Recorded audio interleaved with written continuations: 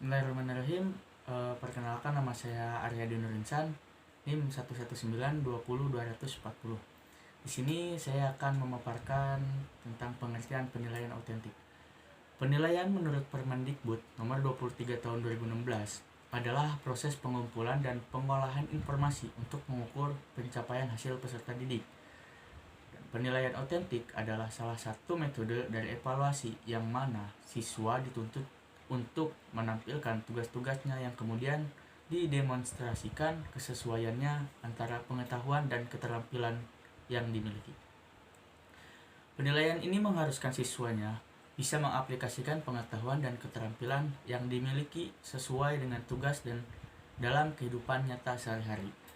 Penilaian autentik adalah bentuk penilaian yang menghendaki peserta didik bisa menampilkan sikap dengan menggunakan pengetahuan dan keterampilan dari pembelajaran dalam melakukan tugas pada situasi yang sesungguhnya.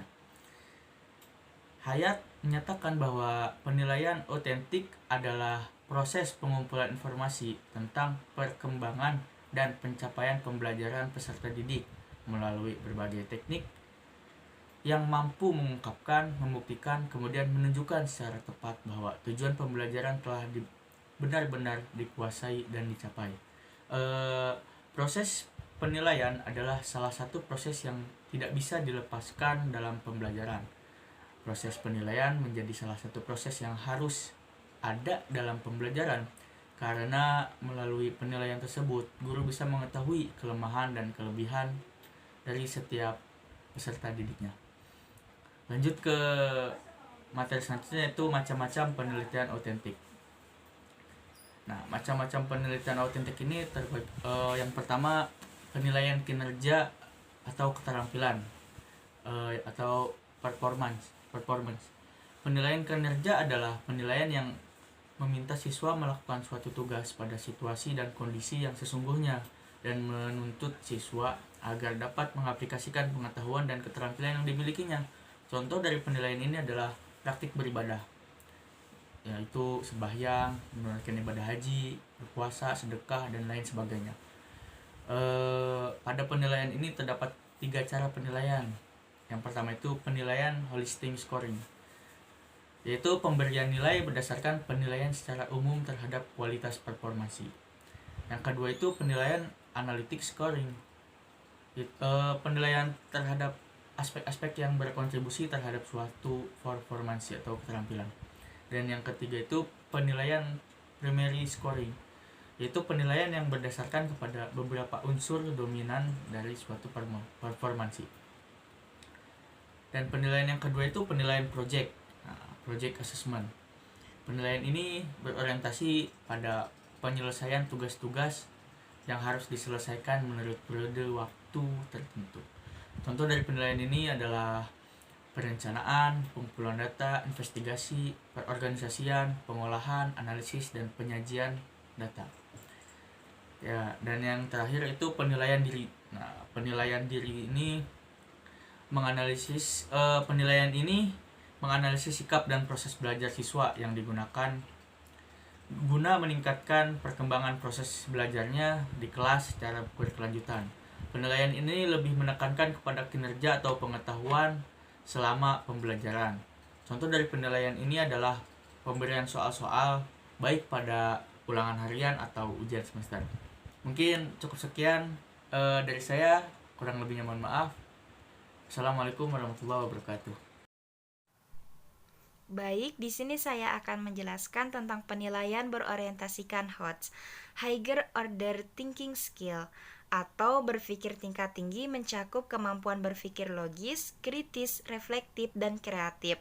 Keterampilan berpikir kritis ini diperlukan dalam menyelesaikan masalah dan membuat keputusan. Penilaian berorientasikan HOTS, Higher Order Thinking Skill, berpusat pada keterampilan siswa, bagaimana mereka mampu menganalisa, mengukur, memecahkan masalah dengan solusi yang didapat melalui proses-proses yang dilalui. Menurut Permendikbud nomor 21 tahun 2016 tentang standar isi Pendidikan Dasar dan Menengah menyatakan secara eksplisit bahwa capaian pembelajaran ranah pengetahuan mengikuti taksonomi Bloom yang telah direvisi oleh Laurin Anderson dan David Cardwell pada tahun 2001, yang terdiri atas kemampuan mengetahui dengan kode C1, memahami atau understanding dengan C2, menerapkan atau applying dengan C3, menganalisa atau analyzing dengan kode C4, mengevaluasi dengan kode C5, dan mencipta dengan kode C6. Nah, penilaian berbasis HOTS ini dilakukan dengan beberapa cara. Salah satunya dengan membuat soal. Nah, soal HOTS ini adalah salah satu model evaluasi pendidikan yang menguji kemampuan siswa dengan keterampilan berpikir tingkat tinggi. Soal HOTS mengasah logika, pola pikir kritis, dan kreativitas siswa. Karakteristik soal HOTS. Soal HOTS banyak direkomendasikan atau dijadikan oleh guru sebagai penilaian dalam pembelajaran di sekolah. Sebelum menyusun atau membuat soal HOTS ini, seorang penulis soal HOTS atau guru harus mengetahui karakteristik soal HOTS. Adapun karakteristik soal HOTS, yang pertama yaitu mengukur kemampuan berpikir tingkat tinggi. Kemampuan ini termasuk ke dalam kemampuan untuk memecahkan masalah, keterampilan berpikir kritis, berpikir kreatif, kemampuan berargumen, dan kemampuan mengambil keputusan. Kemampuan berpikir tingkat tinggi ini dapat dilatih di dalam kelas oleh seorang guru, yaitu dengan membiasakan siswanya dalam berargumen, sehingga ketika menemukan soal HOTS, siswa sudah terbiasa dan tidak kaget lagi. Yang kedua yaitu berbasis permasalahan kontekstual. Nah, soal HOTS ini harus berbasis pada situasi dan kondisi yang nyata. Penilaian berbasis HOTS ini mengedepankan siswanya agar mampu memecahkan masalah yang terjadi pada lingkungan sekitarnya. Sehingga soal HOTS ini harus berhubungan atau berkaitan dengan permasalahan yang ada di sekitar, sehingga siswa itu menganalisis pada kenyataan yang ada di sekitarnya. Yang ketiga yaitu menggunakan bentuk soal yang beragam. Adapun ragam soal HOTS, yang pertama yaitu pilihan ganda.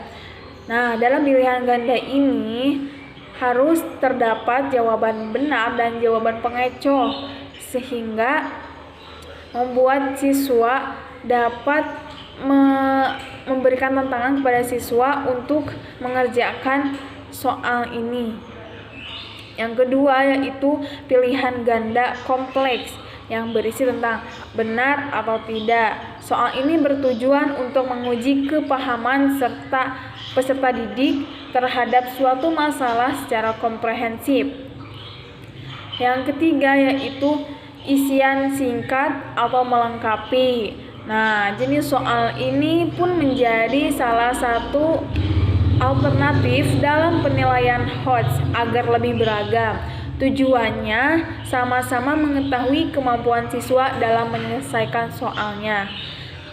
Yang keempat yaitu jawaban singkat atau pendek. Nah, soal ini adalah soal dengan jawaban yang pendek atau singkat. Yang kelima yaitu uraian, yang berisi jawaban soal ini berbentuk uraian, yang mana siswa harus berlatih untuk berargumen mendalam menjawab soalnya. Kemudian penyusunan soal HOTS. Nah, sebelum menulis soal-soal berbasis HOTS, maka guru harus menentukan perilaku yang hendak diukur dan merumuskan materi-materi yang akan dijadikan dasar atau stimulus dari pertanyaan sesuai dengan konteks perilaku yang diharapkan. Selain itu, tidak semua soal HOTS ada dalam buku, sehingga guru atau penulis HOTS harus memiliki kemampuan berpikir tingkat tinggi juga dalam membuat soal HOTS ini. Adapun langkah-langkah dalam penyusunan soal HOTS ini, yang pertama yaitu menganalisis KD atau kompetensi dasar yang dapat dibuat soal-soal HOTS. Nah, guru terlebih harus memilih dan memilah dari kompetensi dasar yang dapat dijadikan soal HOTS, karena tidak semua KD dapat dijadikan sebagai soal HOTS. Yang kedua yaitu menyusun kisi-kisi soal. Kisi-kisi ini bertujuan untuk membantu guru dalam menulis soal HOTS agar lebih mudah. Secara umum, kisi-kisi tersebut dapat digunakan dalam memilih KD yang dapat dijadikan soal HOTS. Yang ketiga yaitu memilih stimulus yang menarik dan kontekstual. Stimulus yang menarik dapat menarik siswa untuk membaca dan tidak mengalami kerumitan dalam memahami pertanyaannya. Maka dari itu, guru harus mempunyai keterampilan dalam membuat soal agar menarik dan dapat dipahami. Yang keempat yaitu menulis soal sesuai dengan kisi-kisi. Kisi-kisi yang telah dibuat tadi harus menjadi patokan dalam pembuatan soal HOTS agar tidak melenceng dari jalurnya.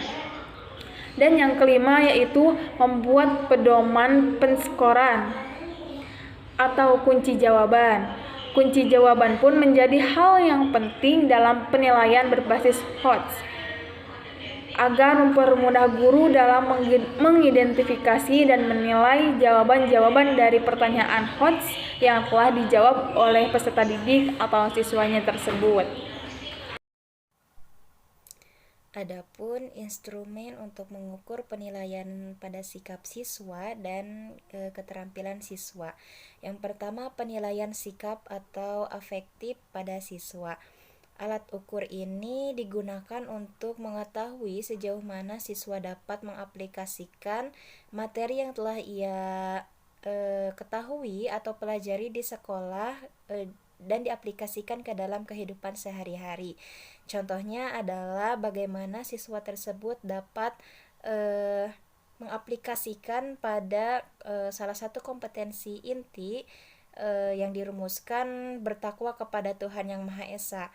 Nah, guru bisa mengukur dan menilai bagaimana siswa tersebut dapat mengaplikasikan kompetensi inti tersebut ke dalam kehidupan sehari-hari. Contohnya, apakah siswa tersebut sering melakukan sholat zuhur pada jam istirahat kedua, ataupun apakah siswa tersebut sering melakukan berdoa sebelum dan sesudah pembelajaran dimulai. Nah, dari sana siswa bisa menilai dan mengukur bagaimana capaian siswa tersebut dalam mengaplikasikan materi yang telah ia pelajari. Kemudian pada sikap psikomotorik atau keterampilan, alat ukur ini bisa dilakukan dengan cara melihat langsung keterampilan yang siswa tersebut diketahui atau dimiliki dengan cara misalkan adanya praktikum dalam pembelajaran yang memang diperlukan adanya praktikum, ataupun guru ingin mengetahui keterampilan siswa dalam bidang memasak, kewirausahaan, olahraga atau kesenian lainnya. Guru bisa melakukan hal itu dengan cara mengamati secara langsung terhadap siswa tersebut. Salah satu contohnya, jika guru ingin mengetahui keterampilan siswa dalam berwirausaha, maka terdapat salah satu mata pelajaran yang menjelaskan tentang kewirausahaan dan dilakukanlah praktikum. Kemudian guru melihat bagaimana kreativitas siswa dalam melakukan atau membuat suatu produk. Nah, di sana guru bisa menilai dan menganalisa ataupun mengukur bagaimana kemampuan siswa tersebut dalam keterampilannya. Baik, selanjutnya adalah tentang penerapan penilaian autentik dalam pembelajaran. Yang pertama, di dalam penilaian autentik dan pembelajaran terdapat instrumen-instrumen. Yang pertama adalah adanya langkah-langkah yang harus ditempuh dalam penilaian autentik. Di dalam langkah-langkah ini terdapat aspek-aspek yang harus ditempuh, seperti mengidentifikasi standar, kemudian memilih suatu tugas yang autentik. Yang ketiga, mengidentifikasi kriteria untuk tugas. Kriteria ini menjadi indikator dari kinerja tugas yang baik. Kriteria atau indikator yang baik adalah pernyataan yang dituliskan secara singkat dan jelas sehingga mudah dipahami oleh banyak orang. Kemudian menciptakan standar kriteria atau rubrik. Dalam hal ini terdapat dua hal, yakni rubrik analitis dan rubrik holistik. Yang selanjutnya adalah adanya teknik penilaian autentik yang dijelaskan oleh Permendikbud nomor 81 bahwa teknik penilaian autentik dapat dipilih secara bervariasi dengan karakteristik masing-masing pencapaian kompetensi yang hendak dicapai. Nah, adapun penilaian-penilaian yang terdapat dalam penilaian autentik ini adalah penilaian tertulis yang merupakan tes dalam bentuk bahan tulisan baik soal maupun jawaban.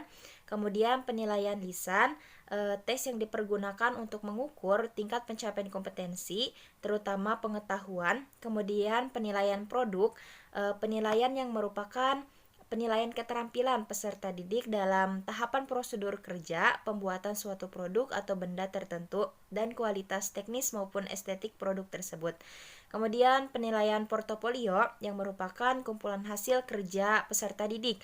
Kemudian penilaian unjuk kerja, penilaian berdasarkan hasil pengamatan penilaian terhadap aktivitas peserta didik sebagaimana yang terjadi. Kemudian penilaian proyek, kegiatan penilaian terhadap suatu tugas yang mencakup beberapa kompetensi yang harus dikuasai oleh peserta didik dalam jangka waktu tertentu. Kemudian penilaian pengamatan, teknik penilaian yang dilakukan secara berkesinambungan dengan menggunakan indera, baik secara langsung maupun tidak langsung dengan menggunakan lembar observasi yang berisi sejumlah indikator perilaku atau aspek yang diamati. Kemudian yang terakhir adalah penilaian diri. Teknik penilaian dengan cara meminta peserta didik untuk mengemukakan kelebihan dan kekurangan dirinya dalam konteks pencapaian kompetensi sikap, baik sikap spiritual maupun sikap sosial.